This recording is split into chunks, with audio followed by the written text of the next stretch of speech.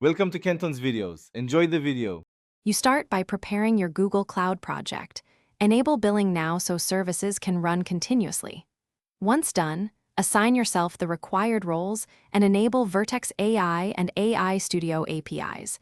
This lets you create models and persistent endpoints. Next, pick a region with available quotas and set up a service account for deployments. Make sure to configure IAM keys securely. This allows automated deployments and monitoring while keeping access controlled, which you'll need for the continuous runtime that follows. Now you package or import the model and deploy it to a persistent endpoint. You must set min replicas greater than 0 so an instance stays warm. This is what gives sustained availability.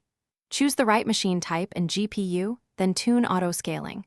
Set CPU and request thresholds, and a conservative max replicas. Once active, wire the endpoint to AI Studio or your app using the service account key. Monitor latency and adjust resources. This balances steady uptime versus cost, which is essential for unlimited-like use. To finish, add observability. Enable logs, metrics, and budget alerts so you can spot issues fast. Once done, automate graceful restarts or scheduled maintenance windows, and implement programmatic shutdown scripts if cost spikes. If something goes wrong, an endpoint intermittently fails, redeploy with rolling updates and validate health checks. This usually resolves stale container states. Make sure to test failover and update IAM keys if access errors appear. That single troubleshooting tip, redeploy with health checks, fixes most uptime problems quickly.